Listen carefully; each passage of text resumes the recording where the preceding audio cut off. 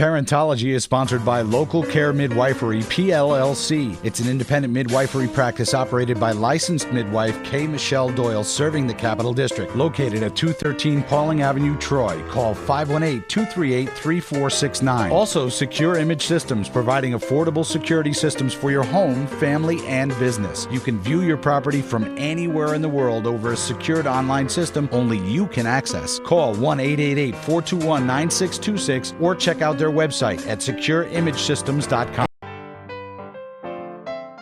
According to the American Academy of Pediatric Dentistry, you should bring your child to the dentist no later than their first birthday.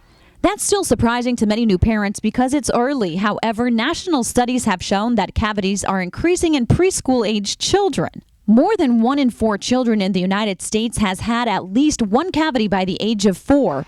Many kids get cavities as early as age 2. A lot of kids aren't really complaining a lot, but that doesn't mean they can chew really well. So maybe certain foods and certain things at the dinner table they don't want to eat. And it might not just be they don't want to eat it, it's just maybe their teeth hurt when they chew. So that's one thing. The other thing is, they could have an abscess under there. Again, the face might not be swollen, it may not really hurt, but that could be affecting the permanent tooth that's underneath it.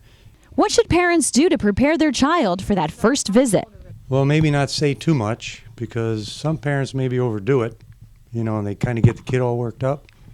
So it's pretty good not to say too much, just to go into the dentist, have a good time, right up and down the chair. We try to make it a positive experience. Dr. Richard Glover also recommends that parents practice at home with their child on how to open their mouths real good before they see the dentist for the first time. So how important is that first visit? I'd say it's real important because there's a lot of things that parents don't really realize that's going on in there. I mean, it's not as simple as just the teeth are coming in and that's it. I mean, there could be decay in there. We have to look for that. There could be missing teeth. We look at the profiles of their face. Do they tongue thrust? Do they snore? How big are their tonsils? Things like that. There's a lot of issues. Dr. Glover says it's important to be on top of everything right from the beginning. Parents can start preparing even before a baby's first tooth appears. He says just because they're infants, it doesn't mean you can't get them started. Meal times and different things. They're having all that fun stuff slobbered in their mouth. So maybe it's a good time after that, not just to wash their hands and all that, but then take a little moist washcloth, rub it on their gums with your finger. Dr. Glover had some advice for first-time parents when it came to foods and drinks. Sugar is just bad news for teeth. It really is. You can't live on Twinkies.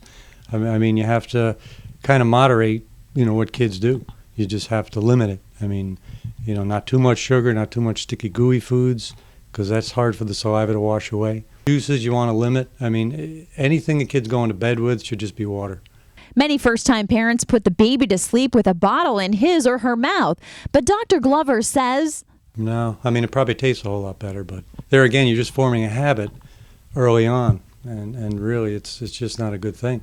The American Academy of Pediatric Dentistry says after the first visit, you should take your child back to the dentist pretty much every 6 months. You want to make sure it's a routine. You also want to make sure that they're brushing at least 2 minutes twice a day and flossing as well. Generally, you really want to supervise for quite a while. I mean, just because they have a toothbrush in their hand or an electric toothbrush sounds like it's going off in the bathroom, maybe doesn't mean it's really getting used correctly. What if they're not getting the job done? How do you know? There's also disclosing solutions, that are on the market. I mean, you have to look at the labels. You have to read about it a little bit. Some are a little better than others. Some turn the teeth color blue. Some turn it red. We have one called two-tone. And it's pretty neat. The kids get a kick out of it because it colors their teeth either bluish purple or pinkish red, depending on the plaque on their teeth. So it's a real good visual for kids. I mean, I wouldn't do it before school, but after dinner, before bedtime, it's kind of a fun thing to do with the parents. You rinse a little bit and you spit it out and you see what color the teeth are. Now, hopefully they're white, but if they're not, well, that means you missed a little something. There's one thing Dr. Glover says parents should also look out for. There's a lot of kids are on medications and a lot of liquid medications, and some of those do have some sugar content in them, so it might not be a bad idea to brush after they have that liquid medication. And then there's antibiotics. That's an issue too. A lot of parents will bring their kid in and they'll ask why there's all this discoloration. Dr. Glover says cavities aren't the only thing parents should look out for. Missing teeth is a bigger issue probably than a lot of people think. Some kids really don't get some of their teeth in, and they never will. They just don't form all of their permanent teeth. And we need to see that early, because if they don't form a permanent tooth, we need to know when that baby tooth comes out, one's not coming in. And if it doesn't come in, we don't want all that space to close. Snoring, that's a bigger issue than I think people actually think. Most people don't think too much about it. With adults, I guess they think it's an issue, but a lot of kids do. And we have to check their tonsils, and sometimes we have to get the ENTs involved, because if you're not getting enough air, you're tired all the time. We see kids like that. They walk in, they're moping around all the time. If you want to learn more about how to keep your child's teeth healthy, friend Parentology on Facebook. I've posted other advice from Dr. Glover on there.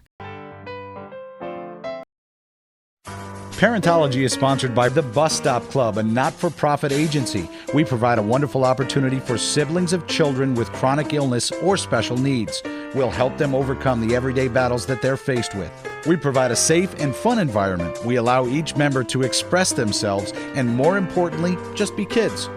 So hop on board and join the Bus Stop Club. For more information, call 518-221-4402 or visit their website at busstopclub.com. And by Modern Self-Defense Academy, Central Avenue in Albany, innovative and eclectic self-defense school with a focus on one thing: efficient and effective self-defense. We focus on a multitude of programs, including martial arts, self-defense, bouncer and security control techniques, child abduction, and safety programs, all designed for the purpose of self-protection. Come check out Modern Self-Defense Academy on Central Avenue in Albany. A local organization is teaching disabled children the positive value of sports and teamwork. Parentology's reporter Aliz Koletas has the story.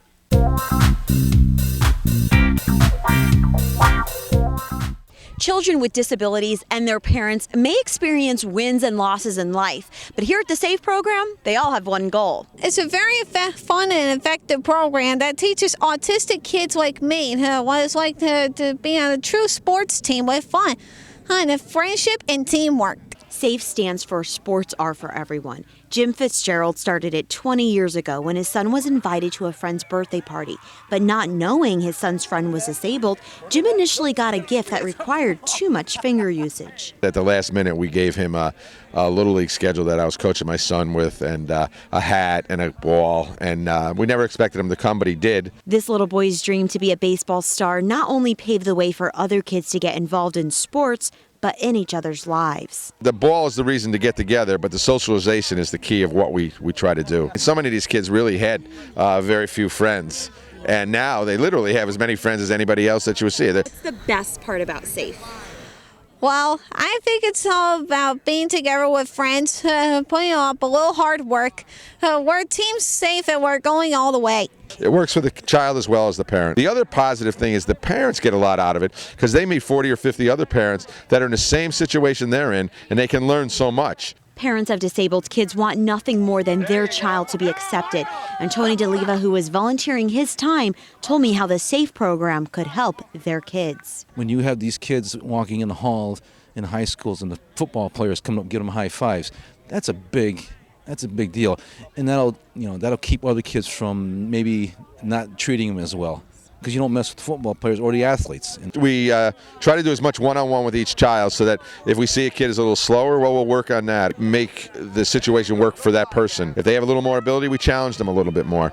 I've been on this program for many years, but I really like basketball the best. No matter which sport a child likes the best, SAFE has different options for them. And Tony told me all the things he liked the best about coming down with his group. The fresh air, the kids, the parents watching us, my smiles on the Rotarians telling me this is so good, this is so good, this is so much fun. I can tell you this, if there are more people out there who wanted to join this program, I would feel proud.